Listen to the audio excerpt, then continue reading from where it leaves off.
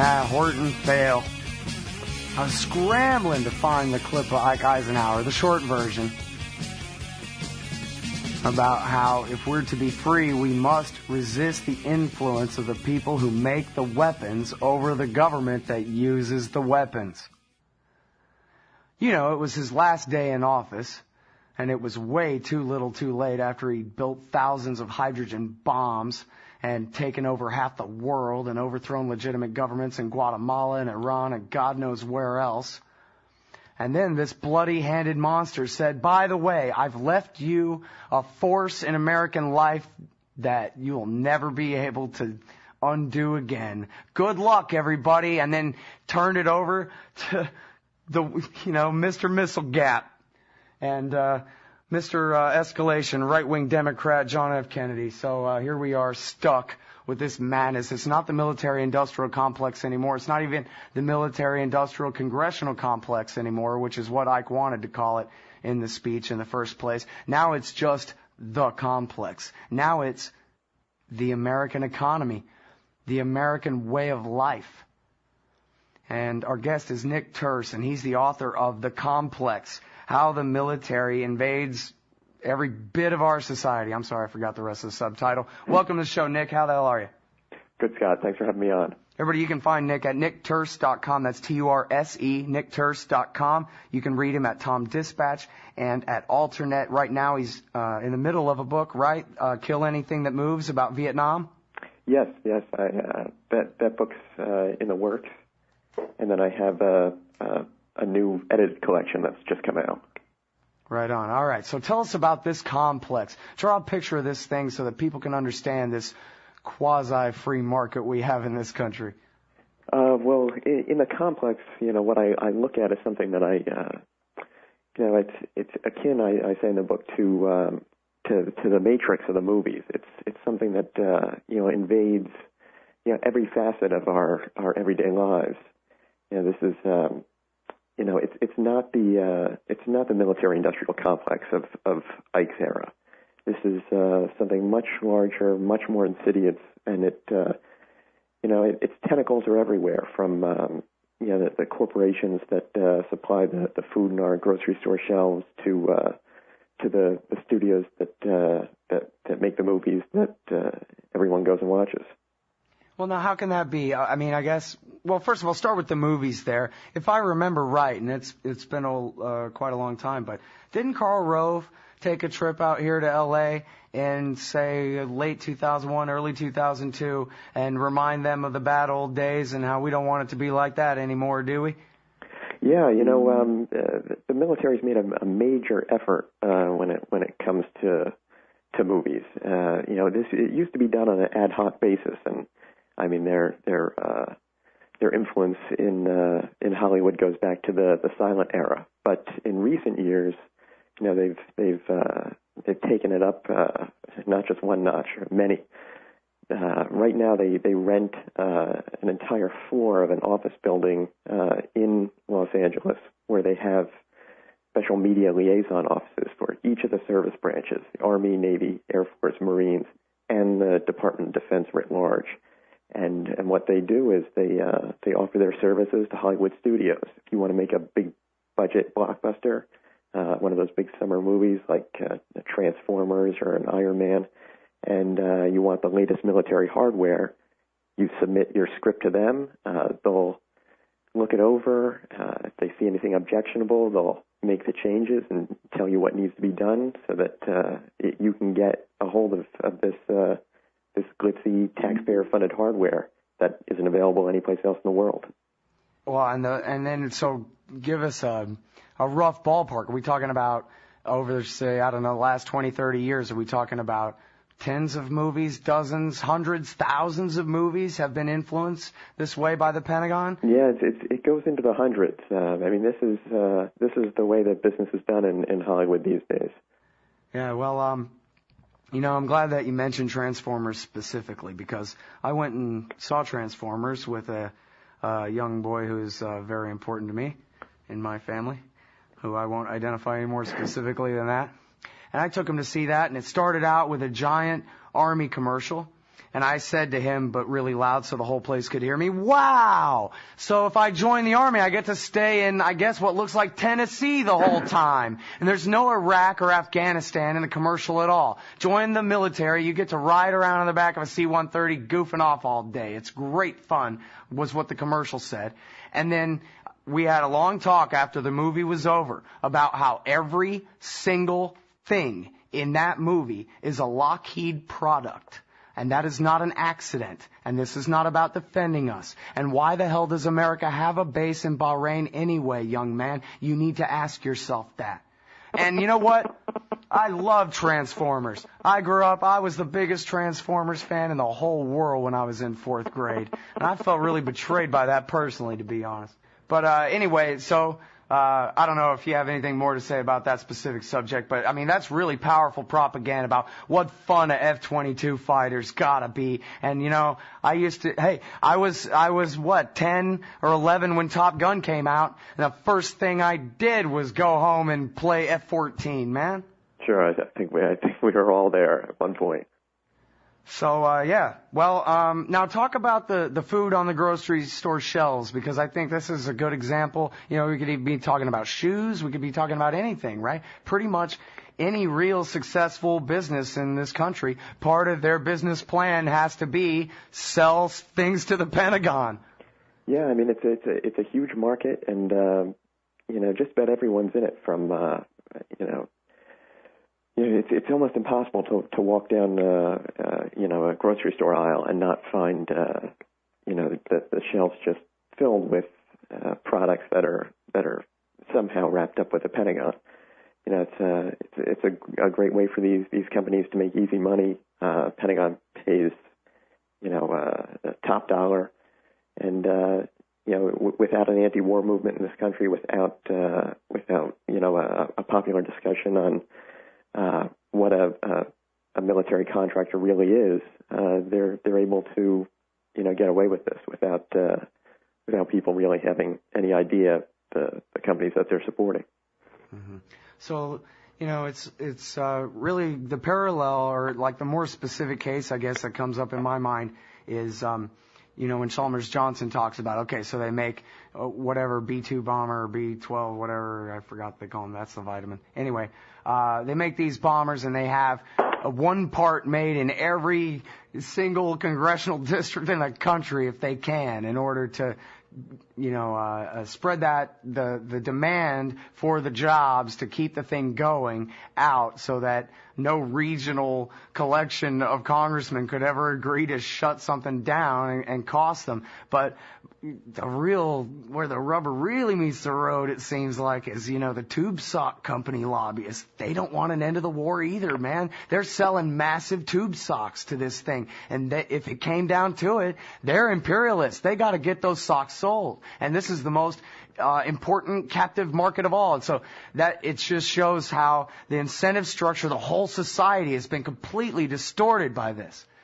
Yeah, I mean, that's absolutely right. It's I mean, this is the way it's been set up for a reason. So it's amazing stuff. Well, I highly recommend everybody read the book. It's called The Complex: How the Military Invades Our Everyday Lives. And again, I'm talking with Nick Turse. The website's nickturse.com. And couple minutes here before we hit our break. So I want to, I guess, just introduce your article here at Alternet. It's alternet.org, 5 jaw-dropping stories in WikiLeaks archives begging for national attention. And that taxi theme song means I was off by about a minute and a half. We had about 30 seconds left. So this is the article we'll be discussing after the break. It's at alternet.org. It's Nick Turse. It's Anti-War Radio, and we'll be back in a minute. This is the Liberty Radio Network, broadcasting the latest liberty-oriented audio content 24 hours a day at LRN.FM.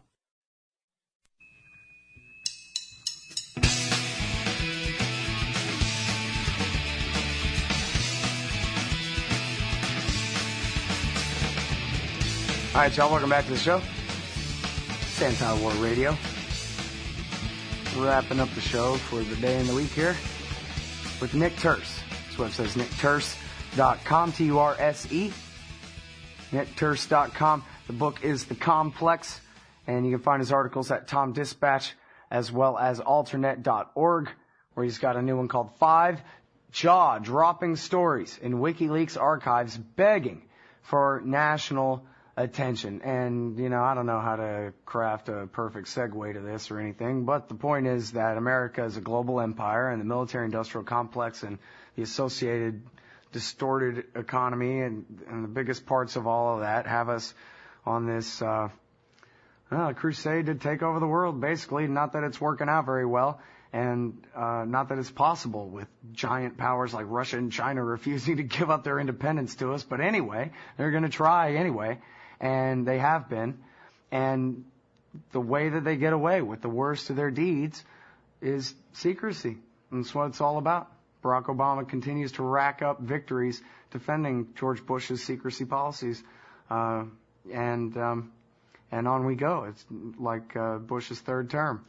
And so that's why WikiLeaks is so important, of course. And I think it's great that Nick Turse is one of the few people who actually decided to go and dig through that site and see what all's on there besides the collateral murder video, besides the Afghan war logs. What did you find, Nick? Well, I look at the site on a regular basis, and I always note that one thing that WikiLeaks really offers a lot of are U.S. counterinsurgency manuals. Now, this is the war that we're fighting in Afghanistan is run right, by the book. And here's the inside story of exactly the type of war that's being waged there. And WikiLeaks offers no fewer than 8 core U.S. counterinsurgency manuals and handbooks, as well as a number of other supporting materials that have special bearing on counterinsurgency operations. And it's all sitting there. But very few people have actually dug into these documents. Well, and so what'd you learn in those counterinsurgency manuals? Clear, hold, build, the way we could have won Vietnam if only the liberals hadn't sold us out? Yeah, well,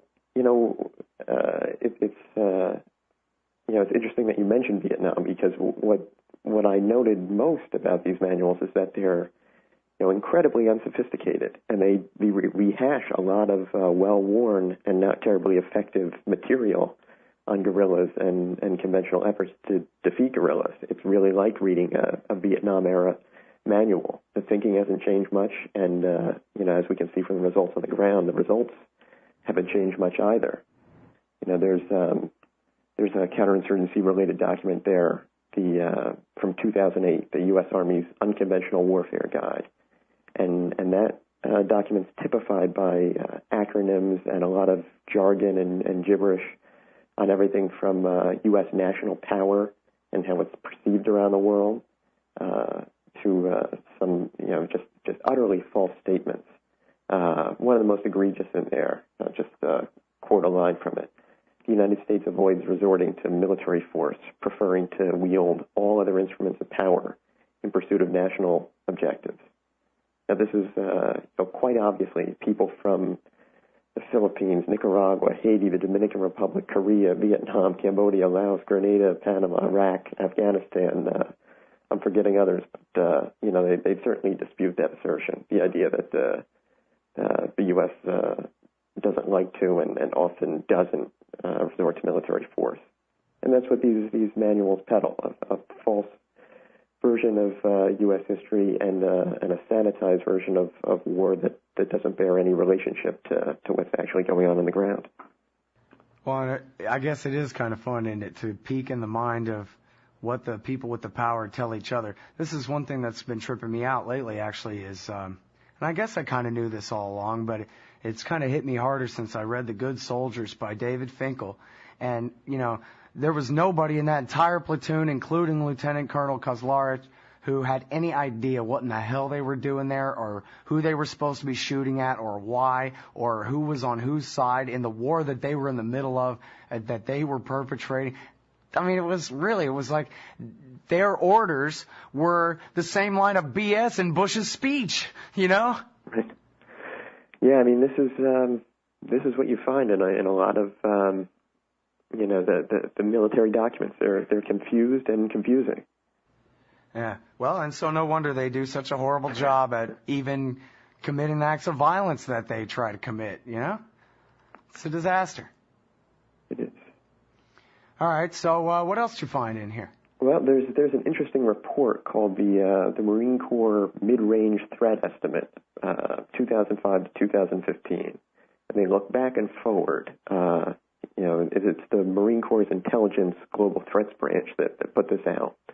And, there's a lot of material on there on how the Marines are evolving and they're adapting, they're developing agile strategies and new tactics for a new complex environment. But the most interesting part of it is an appendix at the end, which lists, as they put it, 20 states of interest that represent, a range of potential future security challenges for the Marine Corps. And basically what it is a list of countries where the Marines think that there's a good chance they'll be deployed, and tells you a little bit about, how they would go about it, what type of, strategies they think would be used there. So, for people who are interested in keeping score over the next 5 years, the Marine Corps report forecasts that, counterterrorism missions by U.S. Marines are possible in places like Albania, Bangladesh, Colombia, Saudi Arabia. And possible is the mid-range on a 3-point scale of likelihood they use. They rate, also as possible counterinsurgency missions in Liberia, Syria, and Uzbekistan. When you look at the things that are rated high on the scale, they list counterterrorism operations in Ethiopia, Georgia, Mauritania, Nigeria, and they list, not surprisingly, Iran and North Korea as places where what they call major regional contingencies might occur, which is to say full-scale wars, like that being waged in Afghanistan. Yeah, wow. Well, and the thing is, it's fun to you can just sit and go forever just speculating about the mindset, the premises of men who would write up a list like that. Albania, Bangladesh, for crying out loud. Imagine counterinsurgency in Saudi Arabia. And you know what? This is the one that you didn't type it this way, but I read it in italics, Nick, and that's Nigeria. America's going to Nigeria. Well, the Marines certainly think it's a possibility there. So, it deserves attention. Yeah, I when the show first started in the beginning of 2007, I interviewed Sebastian Younger about his piece for Vanity Fair about the conflict there, and I've just kept my eye on that thing ever since, and the problem has certainly not gone away. The interests are still there, and they have a major problem with the locals who are resisting the outright theft of all their resources right out from under their village. At the same time, they pollute the rivers. They can't even fish anymore where they live. And these people got guns, and they're not afraid. And there was even an Army recruitment ad that showed modern-day special forces in a boat in what is that, the Mekong Delta? No. Where are they? Where are they going? And they're in a muddy jungle river headed somewhere to kill people, and it looked like Nigeria to me. And, hey, I'm just speculating, but somewhere in there, somebody came up with that scene. What are we going to have in this commercial? We want guys in a boat in a jungle looking maybe 2 or 3 years in the future with their just barely futuristic equipment on their way to this war. It looked like Nigeria to me, man. Yeah, that's, it's part of the Marine Corps forecast there. By 2015, they see it as a possibility. Man, amazing. And, boy, can you imagine? You talk about a quagmire. It's a giant swamp, man. It's the Niger Delta, for crying out loud. Can you imagine just nothing but a bunch of John Kerrys in their boats killing people up and down those rivers? Man. Yes, it's a nightmare scenario.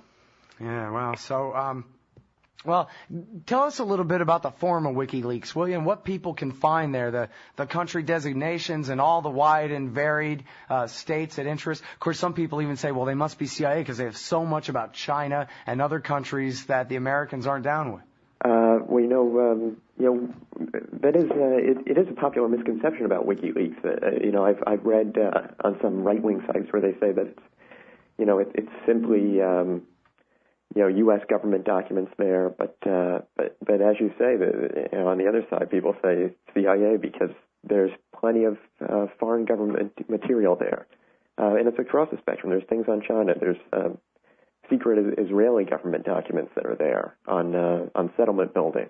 There's Indian Army documents there. You name it, and it's easy to access. I mean, WikiLeaks is divided up by country. You can search by keyword through there. If it is a CIA operation, they have CIA documents there too, which are extremely interesting. There's one on the site that came out this spring about manipulating public opinion in Europe. It's extremely interesting, and elaborate on that one. That is extremely interesting and extremely important. In fact, that came up in conversation just the other day because I think it's the kind of point that you can sort of jab people with a little bit. It's so cynical, that thing. Yeah, it was only a month after the Dutch government fell to anti-war sentiment at home and caused the pullout of Dutch troops that this the CIA analytic team called Red Cell came up with a report which they titled "Sustaining West European Support for the NATO-Led Mission in Afghanistan." And basically the document, which was produced in collaboration with an agency public relations specialist and analyst from the State Department, outlined strategies for manipulating public opinion in France and Germany and other allied NATO countries. The report's classified, and not surprisingly, it's not to be shown to foreign nationals. And basically what it does is it highlights the fact that in France and Germany, there's been a great amount of public apathy about the war. So while a large majority of the population is against troop increases, they just haven't been paying attention, and that's allowed the national governments to disregard popular sentiment and steadily increase their troop contributions to the U.S. effort in Afghanistan. And what the CIA says is that there's they had a great fear that this summer, with increased NATO casualties and this fall fears about more civilian casualties making it into the press, would begin to undermine the war effort. And they can't be more blatant than the way they put it. They say that the worst case scenario is that as European elections approach, the Dutch troop withdrawal might cause, and this is a quote, politicians elsewhere to cite a precedent for listening to the voters. So this is their great fear, that democracies of Europe will begin listening to the public. I think it's kind of fun too, because you're right. I mean, it's just the most cynical thing in the world, in plain English, like you just say, unescapable. But also, it's revealing in how two-dimensional and stupid it is, right? Well, all we got to do is tell the French that, oh, boo-hoo, the women, we're going to protect the women. And all we got to do is tell the Germans, stand tall, be a man, and live up to your NATO obligations. And that's how we'll keep it. But, I mean, come on. Like Germany and France aren't nations full of human beings? I mean, this is ridiculous. Yeah, I mean, this is, again, it goes back to this, as you call it, two-dimensional. It's this, thinking that produces military manuals and CIA documents. So it's no surprise that war efforts continue to go so poorly. It's funny. I always like to think back on the dystopias and how to combine them all together. Like it's a little bit of We the Living and some 1984, and you definitely have lots of Brave New World mixed in here. And Brazil, that's what it's like. It's like the movie Brazil. A war being waged by these just nincompoops, man, Yeah. Robert De Niro, our hero, buried in paperwork.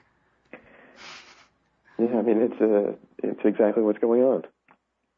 Crazy. All right. Well, it's going to come to an end one way or the other. Ron Paul always says, oh, it's not going to come to an end because you listen to me. It's going to come to an end because we're broke. You can only take over the world so much before you run out of steam. And we're just bankrupting ourselves with this complex, with this mentality. And, I guess it's better than the alternative. You look at how the British and the Soviet Union lost their empires. You got to prefer that model to what happened to the Germans and the Japanese. You know, I guess sooner's better than later. Sooner lessens the risk of a war with Russia or some madness. Yeah, but I mean, in any case, it won't be pretty. No, it already isn't. It's already a nightmare. Nick, I really appreciate every bit of work that you do. I urge everybody to go and read Nick Turse. Look at his website. He's got links to all his articles there at The Nation, In These Times, of course, Tom Dispatch, the LA Times, The Village Voice, Alternet, and we feature much of what he writes at antiwar.com. I really look forward to reading your book about Vietnam, something I haven't been reading about lately, but you seem like just the guy to write a book that I'd like to read about it. So let me know when that comes out, would you? I will, Scott. Thanks so much. All right. Thank you very much for your time.